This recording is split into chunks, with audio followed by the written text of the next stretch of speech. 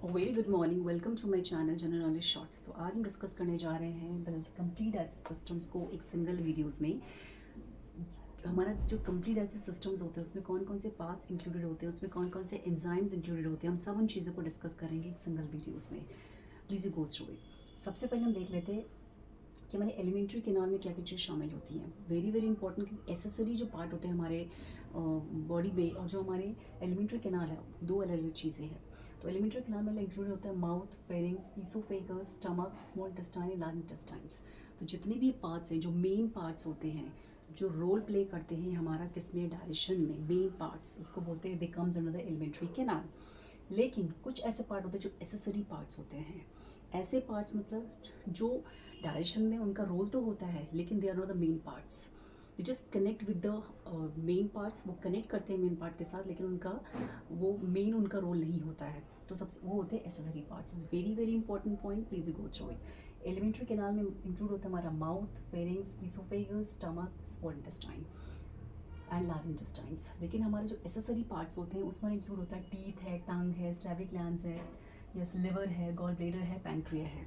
They play a role in a directions but they are not the main part of the direction. That's called accessory जो हमारा organs होते हैं हमारे directions में। तो accessory parts in directions, we can say that in directions they are teeth, tongue, salivary glands, liver, gallbladders and pancreas. But the main elementary part which take part in the digestion is mouth, pharynx, esophagus, stomach, small intestine and large intestine. Now सबसे पहले हम ये देख लेते हैं कि हमारा जो डाइजेशन होता है वो कहाँ से स्टार्ट होता है। माउथ से ही हमारा फूड का डाइजेशन स्टार्ट हो जाता है। मीन्स सबसे पहले हमारे माउथ में क्या डाइजेस्ट होता है, कार्बोहाइड्रेट का डाइजेशन होता है। सबसे पहले माउथ से जो हमारा 30% जो हमारा 30% हमारा कार्बोहाइड्रेट्स हैं वो एब्जॉर्व होते हैं माउथ के अंदर। जो हमारा स्लैवरी ग्लैंड्स होती हैं, very very important salivary glands में सबसे पहले हम देख लेते हैं, that's called a slavery glands. तो स्लैवरी ग्लैंड्स में सबसे पहले हमारी ग्लैंड्स होती हैं। सब मैक्सिलरी जो बिलो द जॉज होती है, sublingual smallest below the tongue.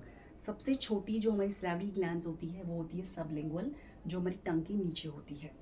और पैरोटिड सबसे लार्जेस्ट स्लैवरी ग्लैंड है। Very very important point, parotid is the largest salivary gland. Salivary gland कहाँ प्रेजेंट होती है, माउथ के अंदर प्रेजेंस होती है।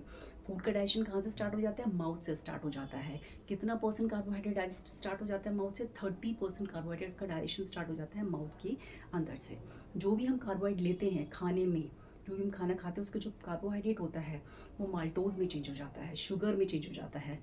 तो स्लैवरी ग्लैंड्स का कितने टाइप की होगी, पैरोटिड्स, सबलिंगुअल एंड सबमैक्सिलरी। मैंने आपको ये बता दें कहाँ प्रेजेंट होती है। तो जो पैरोटिड होती है दैट्स नियर द चीक, ये चीक के नियर द ईयर प्रेजेंट होती है। ये लार्जेस्ट स्लैवरी ग्लैंड होती है पैरोटिड। इसका काम क्या होता है, स्लैवरी अमाइलिन, जिसको हम टाइलिन भी कहते हैं।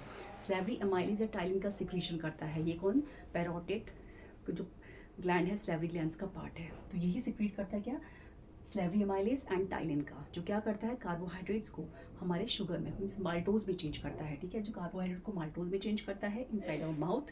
और 30% कार्बोहाइड्रेट्स हमारे माउथ में डाइजेशन होता है 30% कार्बोहाइड्रेट्स का। तो 3 टाइप्स के salivary glands are maxillary, sublingual and parotid. So these are the very very important salivary glands present inside the mouth. उसके बाद हम माउथ करते हैं ईसोफेगस में। ईसोफेगस जो होता है बेसिकली एक मस्कुलर ट्यूब होती है जिसमें कोई एंजाइम प्रेजेंट नहीं होते हैं। इसमें सिर्फ खाना जो होता है हमारा पेरिस्टालिसिस मूवमेंट के थ्रू मूव होता है, वेव लाइक मूवमेंट के through. Peristalsis movement very very important. खाना कैसे मूव करता है ईसोफेगस के अंदर, पेरिस्टालिसिस मूवमेंट के थ्रू मूव करता है।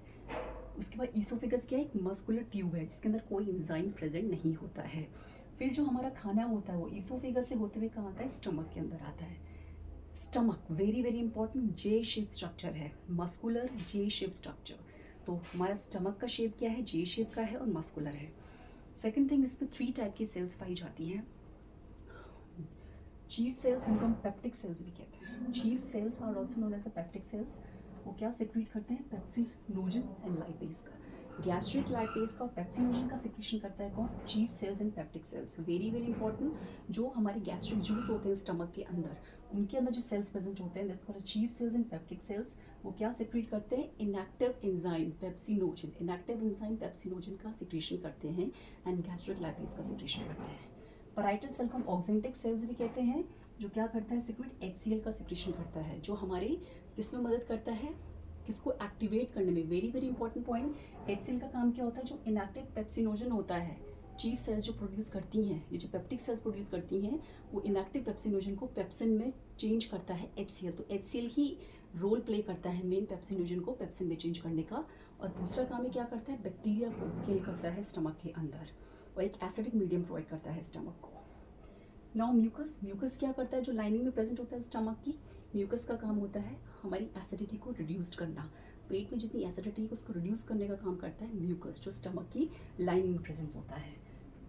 ठीक है, तो चीफ सेल्स को हम पेप्टिक सेल्स भी कहते हैं, जो सिक्रीट करती हैं पेप्सिनोजन, इनएक्टिव एंजाइम और lipase, gastric lipase, basically gastric. Parietal cells को ऑक्जेंटिक सेल्स भी कहते हैं, जो सिक्रीट करती है HCl को, जो एक्टिवेट करता है किसको, पेप्सिनोजन को पेप्सिन में कन्वर्ट करता है, एसिडिक मीडियम देता है, बैक्टीरिया को किल करता है। और म्यूकस क्या करता है, इसको एक उसकी एसिडिटी को कम करता है म्यूकस, जो लाइनिंग में प्रेजेंट होता है स्टमक की। तो स्टमक के अंदर these type cells are being present. Now pancreas, अब हम बात करते हैं पैनक्रिया के। स्टमक के नीचे जो हमारा पैनक्रिया होता है, pancreas it's also a part of accessory part, because इसका रोल मेन रोल नहीं होता है, it's a supportive organ. Now pancreas क्या सिक्रीट करता है, पैनक्रियाटिक जूस, जिसके अंदर भी कुछ एंजाइम प्रेजेंस होते हैं। सबसे पहले अमाइलेज, जो अमाइलेज क्या करता है, जो भी हमारा कार्बोहाइड्रेट है उसको माल्टोज में चेंज करता है अमाइलेज, कार्बोहाइड्रेट को माल्टोज में चेंज करता है अमाइलेज। ट्रिप्सिन क्या करता है, पेप्टाइड, प्रोटीन्स को पेप्टाइड्स में चेंज करता है, ट्रिप्सिन एंड काइमोट्रिप्सिन, ये प्रोटीन्स को पेप्टाइड्स में, पेप्टाइड्स को अमीनो एसिड में चेंज करता है, ट्रिप्सिन काइमोट्रिप्सिन। अमाइलेज क्या करता है, कार्बोहाइड्रेट्स को माल्टोज में चेंज करता है। These are the enzymes, chymotrypsin, peptides to amino acids. And pancreatic lipase, pancreatic lipase क्या करता है, जो लिपिड्स होते हैं, फैट्स होते हैं, उनको फैटी एसिड प्लस ग्लिसरॉल में तोड़ता है। pancreatic lipase changes the lipids into fatty acid plus glycerol, वो उसको फैटी एसिड प्लस ग्लिसरॉल में तोड़ता है pancreatic lipase। तो these are the main enzymes of the pancreas, pancreas के मेन एंजाइम्स। अब जितने भी ये पैनक्रिया होता है, ये किस में डालते हैं अपनी जो मेन एंजाइम का सिक्रीशन किसके अंदर करता है, स्मॉल इंटेस्टाइन के अंदर करता है। जो बाइल जूस प्रोड्यूस करता है लिवर, वो भी बाइल जूस को कहाँ सिक्रीट करता है, स्मॉल इंटेस्टाइन्स के अंदर। डियोडिनम, जो स्मॉल इंटेस्टाइन का पार्ट होता है, डियोडिनम, जेजुनम, इलियम। तो डियोडिनम, जेजुनम, इलियम जो 3 पार्ट्स होते हैं स्मॉल इंटेस्टाइन्स के। तो डियोडिनम क्या रिसीव करता है, बाइल जूस को रिसीव करता है किससे, लिवर से। और पैनक्रियाटिक जूस को लिवर रिसीव करता है किससे, पैनक्रिया से। तो पैनक्रिया से पैनक्रियाटिक जूस को रिसीव करता है डियोडिनम, पार्ट ऑफ स्मॉल इंटेस्टाइन, और बाइल जूस को रिसीव करता है लिवर से, लिवर से। और स्टोर कहाँ होता है बाइल जूस, गॉल ब्लैडर के अंदर। बाइल जूस स्टोर होता है गॉल ब्लैडर में और प्रोड्यूस होता है लिवर के अंदर।